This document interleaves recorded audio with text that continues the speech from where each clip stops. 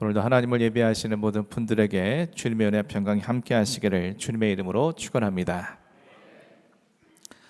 사도들을 통해서 민간의 많은 표적과 기사가 나타나자 마음에 시기심이 가득해진 대제사장과 무리들은 사도들을 잡아다가 도저히 탈출할 수 없는 공공 감옥에 가두어 버렸습니다.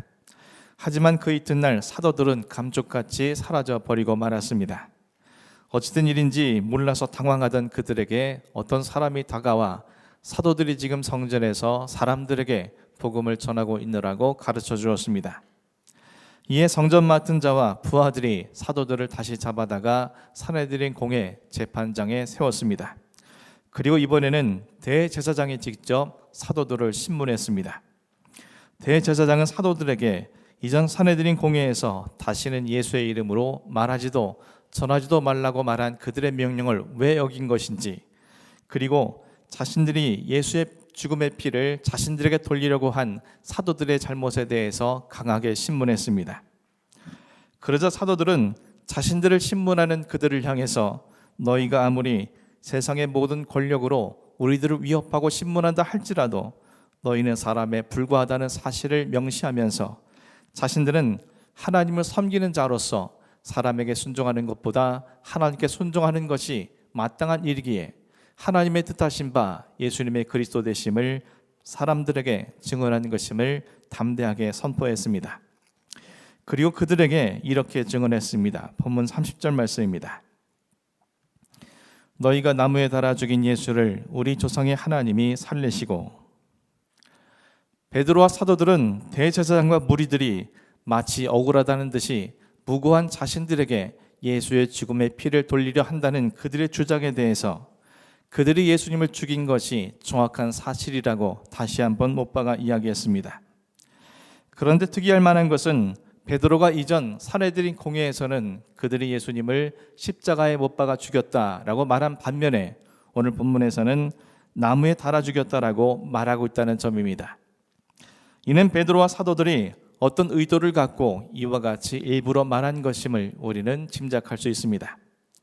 신명기 21장 22절 23절에는 이런 말씀이 기록되어 있습니다. 사람이 만일 죽을 죄를 범함으로 내가 그를 죽여 나무 위에 달거든 그 시체를 나무 위에 밤새도록 두지 말고 그 날에 장사하여 내 하나님 여호와께서 내게 기업으로 주시는 땅을 더럽히지 말라. 나무에 달린 자는 하나님께 저주를 받았음이니라. 대제사장과 사내들인 공회가 예수님을 굳이 십자가에 못 박아 죽이려 한 것은 이 신명기의 말씀을 염두에 둔 것으로 볼 수 있습니다. 사람들로부터 메시아라고 칭해지고 수많은 사람들이 예수님을 따르기 있었기에 예수를 나무에 달아 죽인다면 그는 하나님으로부터 저주를 받아서 죽은 것이기에 그는 그들의 메시아가 될 수 없다라고 생각한 것입니다.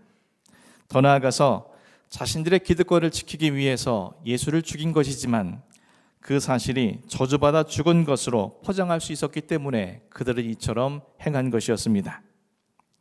그런데 베드로와 사도들은 그들이 나무에 달아 죽인 예수라고 언급함으로 그들의 저지른 죄악을 지적했습니다. 그리고 우리 조상의 하나님께서 그 예수를 살리셨다라고 증언함으로 말미암아 예수님께서 나무에 달려 죽으신 것이 하나님으로부터 저주를 받아 죽은 것이라는 그들의 주장이 거짓이라는 사실을 분명하게 밝혔습니다. 그리고 베드로와 사도들은 또 이렇게 증언했습니다. 31절 말씀입니다.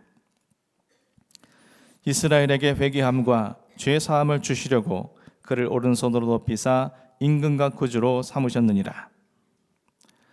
베드로와 사도들은 하나님께서 나무에 달려 죽으신 예수님을 살리신 이유는 예수님을 오른손으로 높이셔서 그들의 임금과 구주로 삼으시기 위함이라고 증언하고 있습니다.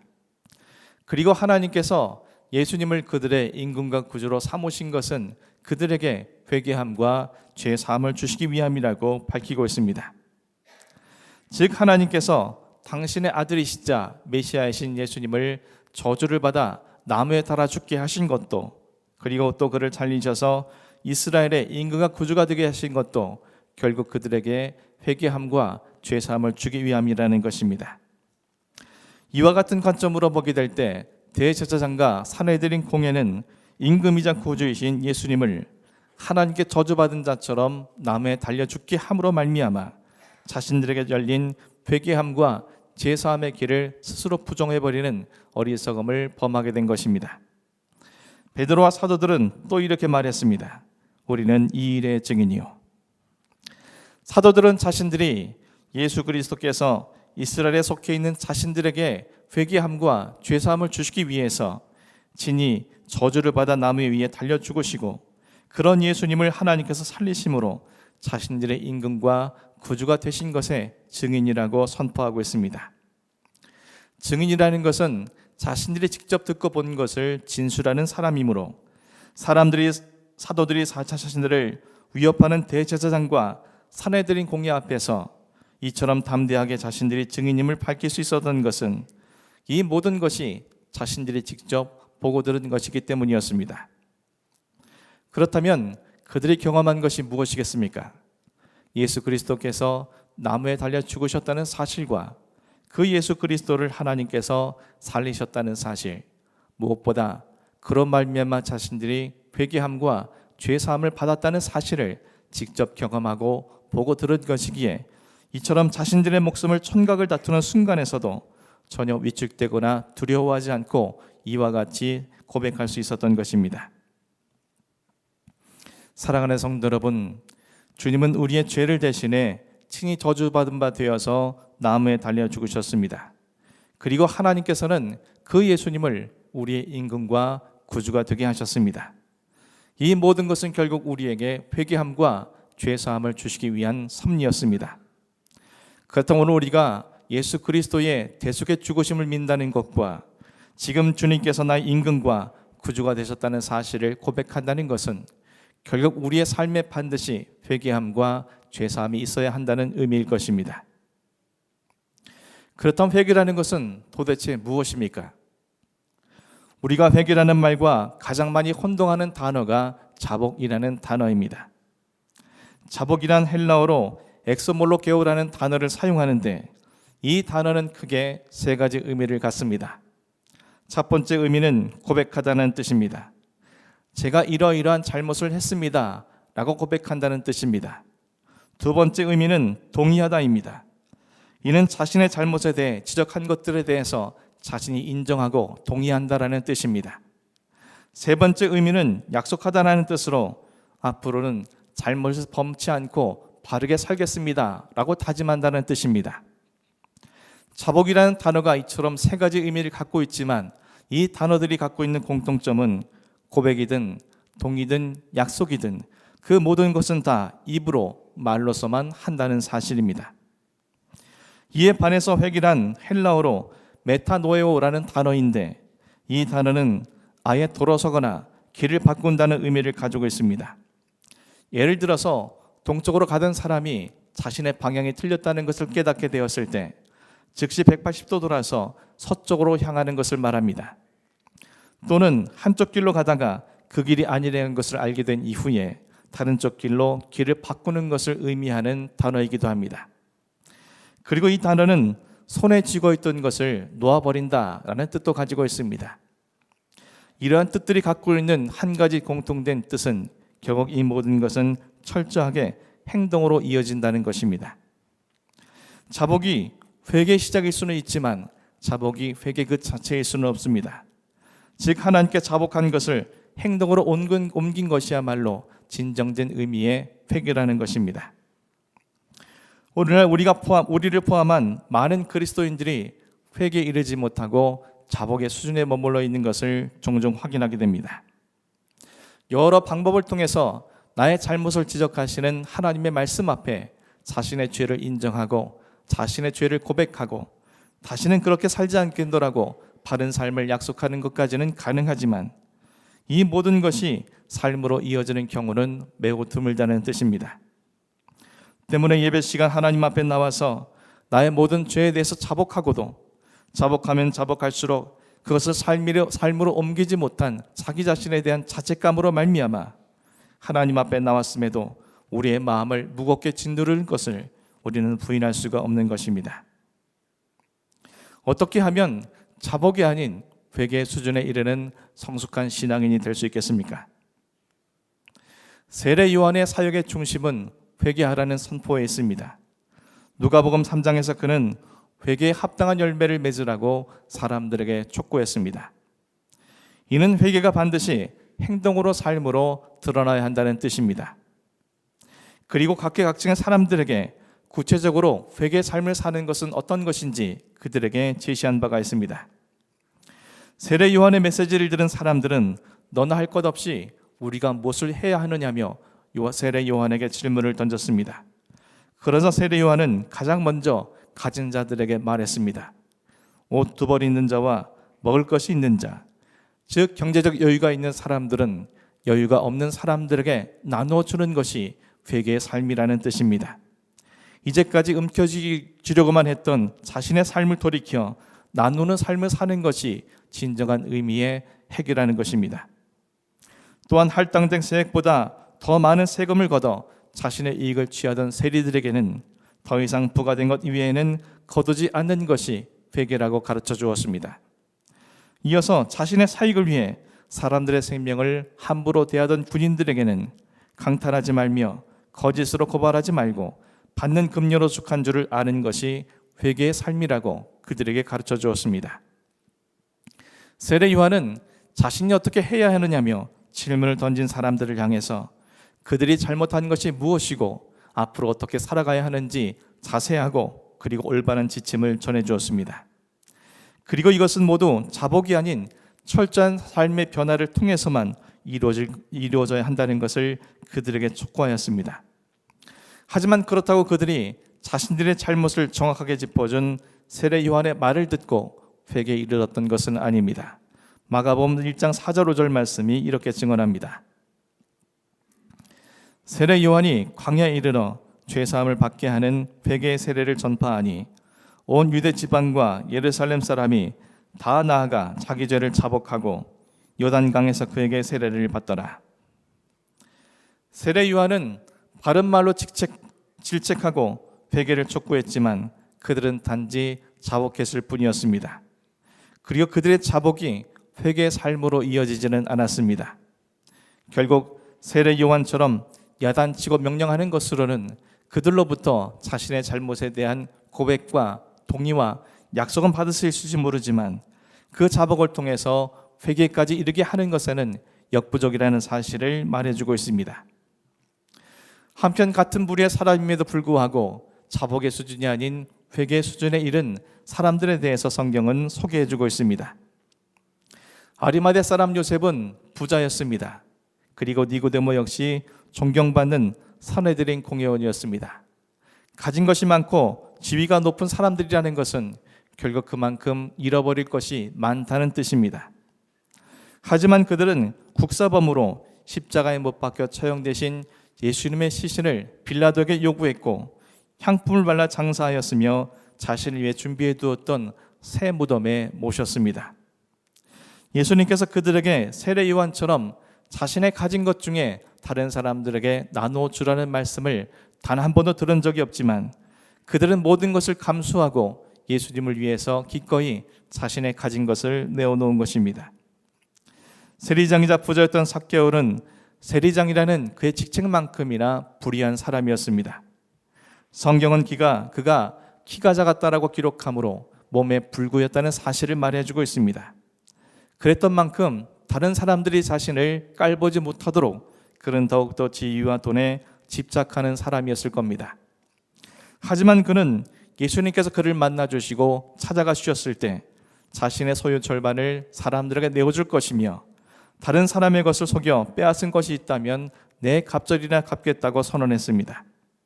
즉 그가 지금까지 안간힘을 써서 불이하게 모아두었던 모든 돈을 내어놓겠다는 의미입니다.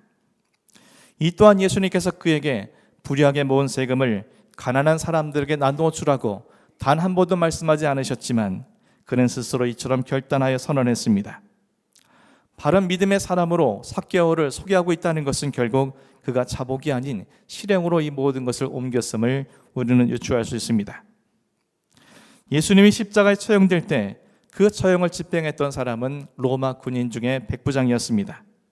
그런 그가 예수님께서 십자가 위에 돌아가셨을 때 그는 진정 하나님의 아들이라고 공개적으로 선포했습니다. 예수님께서 군인에게 세례 요한처럼 포악을 행하지 말고 강탈하지 말며 거짓 고발하지 말라고 그에게 잘못을 지적하신 적이 단 한 번도 없습니다. 그럼에도 불구하고 그런 예수님께서 진정한 하나님의 아들이시라고 고백함으로 그런 예수님을 처형한 자신의 죄를 회개했습니다. 이처럼 예수님께서는 세례 요한처럼 회개할 것을 명령하셨지만 사람들을 책망하거나 질책하신 적이 단 한 번도 없습니다. 그럼에도 예수님 앞에서는 부자도 세리도 군인도 전부 변화된 자발적인 회개의 삶을 이루게 되었습니다. 어떻게 이런 일이 가능했겠습니까? 아리마대 사람 요셉은 유대인들의 시선이 무서워서 예수님의 제자라는 사실을 숨겼습니다. 자신과 같이 부유하고 상류층인 사람이 빈민가 출신 청년인 예수를 공개적으로 구주로 고백한다면 다른 사람들로부터 따돌림 당할 것을 두려워했기 때문입니다. 니고데모도 예수님을 만나기 위해 아무도 보지 않는 한밤중에 예수님을 찾아갔습니다. 사내들인 공회원인 자신의 신분상 다른 사람들의 시선이 두려웠기 때문이었습니다. 하지만 예수님은 그들을 향해서 단 한 번도 그들의 연약한 모습을 질책하시거나 믿음 없음을 비난하지 않았습니다. 그들의 사정을 깊이 이해하시고 사랑으로 그들을 품어주신 것입니다. 그 사랑의 예수님께서 돌아가시자 비로소 그들은 주님의 그 사랑을 깊이 깨달았고 이에 두려움도 없이 공개적으로 예수님의 시신을 장사 지냄으로 자신들이 예수 그리스도를 자신의 구주로 고백하고 있다는 것을 나타냈습니다. 이는 과거 자신들이 주님을 따르는 제자요 주님을 믿는 자였음을 숨긴 것에 대한 회개의 열매였던 것입니다. 삭개오가 예수님을 만난 것은 자기 자신에겐 참으로 기쁜 일이었지만 이 일로 말미암아 예수님은 사람들로부터 당시 매국노요 큰 죄인으로 치부된 세리장의 집에 들어가 그와 교제한다며 사람들로부터 수군거림과 비방을 당해야만 했습니다. 하지만 예수님은 삭개오를 위해 기꺼이 그 비방을 감수해 주셨습니다. 이는 그가 한 번도 경험하지 못한 놀라운 사랑이었습니다. 지금까지 그 누구도 그와 가까이 하려는 사람은 아무도 없었지만 예수님은 사람들의 비방을 받으면서도 그의 곁에 가까이 있어 주신 것입니다. 그 사랑 앞에서 삭개오는 그동안 불의하게 모아두었던 모든 돈을 내어놓음으로 진정한 의미의 해결을 이루었습니다. 백부장은 지금까지 수많은 사람들을 십자가 위에 처형하는 일에 집행해 왔습니다. 그리고 예수님도 그들 중에 한 사람이었습니다. 지금껏 십자가에 처형된 사람들은 일관되게 자신들을 십자가에 못 박는 군인들을 향해서 욕설을 하고 저주를 말했습니다. 하지만 예수님처럼 아버지여 저들의 죄를 용서하소서 자기들이 하는 것을 알지 못합니다라고 말하는 것은 단 한 번도 들어본 적이 없습니다. 십자가에 처형하는 자신을 위해서 죄를 용서해 주시길 기도하는 예수님의 그 모습 속에서 그는 단 한 번도 경험하지 못한 놀라운 사랑을 보게 되었으며 이에 그는 예수님이야말로 진정한 하나님의 아들이라며 회개하며 고백할 수밖에 없었던 것입니다. 사랑하는 성도 여러분, 지금까지 살펴본 것처럼 예수님의 만난 사람들의 경우 두 가지의 공통점을 발견할 수 있습니다. 첫째는 주님께서 그들에게 회개할 것을 강요하거나 그들에게 명령하신 적이 없었다는 것이며 또 하나는 그들이 주님의 사랑을 인격적으로 경험할 때 자발적으로 회개의 삶을 시작하게 되었다는 것입니다. 베드로와 사도들은 과거 자신들의 목숨과 안위를 위해서 예수님을 떠나고 배신했습니다. 하지만 주님은 그런 그들을 꾸짖거나 책망하지 않으시고 연약한 그들을 이해해 주시고 용서해 주셨습니다. 용서받을 수 없는 자신들을 용서해 주신 주님의 그 크신 사랑과 은혜를 그들이 경험했기에 이제 그들은 어디에서든 용기 있게 담대하게 주님을 위해 복음을 선포하는 변화된 삶, 회개의 삶을 이룰 수 있게 된 것입니다. 주님의 사랑이 그들을 바뀌게 한 것이었습니다. 사랑하는 성도 여러분, 그렇다면 우리가 왜 자복은 잘하면서도 회개의 삶으로 이루지 못하는 그 이유를 알게 됩니다. 그것은 우리 자신이 지은 잘못을 알지 못하거나 동의하지 못하거나 결단이 약해서가 아니라 나를 향한 주님의 인격적 사랑을 알지 못하는 그곳에서 비롯됐다는 것을 알 수 있습니다. 자식이 철없이 행하던 지난 날들을 청산하고 설이 들어서 부모와 사람들 앞에 바른 삶을 영위하기 시작한 것은 자신을 향한 부모의 사랑과 은혜를 깊이 깨달은 때부터입니다. 그동안 부모님의 사랑과 은혜가 그에게 없었던 것은 아니지만 그의 시선과 그의 삶이 진심으로 그 부모의 사랑과 은혜를 보려 하지 않았기 때문에 그는 과거 철없는 행동을 하게 된 것입니다. 하지만 그 사랑과 은혜를 알게 된 지금부터는 과거의 모든 잘못된 삶을 청산하고 이제는 바른 삶으로 자신의 삶을 채워가게 되는 것입니다. 하나님은 우리를 사랑하시는 분이십니다. 우리를 대신해 당신의 아들을 저주받은 자로 나무에 달려 죽게 하시고 그 아들을 통해서 우리에게 회개함과 죄사함을 주시기 원하시는 분이십니다. 또 하나님께서는 그 아들을 우리의 임금과 구주가 되게 하심으로 우리의 모든 삶을 책임져 주시고 보호해 주시기를 원하시는 분이십니다. 그 은혜 아래에서 우리는 회개함과 죄사함의 길이 열리게 된 것입니다. 우리에게 하나님께로부터 받은 사랑과 은혜가 없었기 때문이 아니라 그 사랑과 은혜를 진심으로 보려 하지 않았던 우리의 완악함을 버리고 우리가 그 그리스도의 사랑과 은혜를 날마다 깊이 경험하고 깨닫게 될 때 우리는 우리가 알지 못했던 죄까지도 발견하게 되고 회개하지 못했던 모든 것들이 일순간에 회개의 삶으로 바뀌게 되는 것입니다. 원하옵기는 저 여러분 모두가 그리스도의 사랑과 은혜를 깊이 알고 그것이 점점 더 커지고 넓어짐으로 말미암아 이 일의 증인이라고 고백했던 사도들과 같이 우리의 모든 삶을 통해서 주님을 믿는다는 것이 어떤 것인지, 그리고 주님께서 우리에게 어떤 길을 열어주셨는지를 온 땅에 증거할 수 있는 복된 삶이 될 수 있기를 주님의 이름으로 간절히 축원합니다. 기도하겠습니다.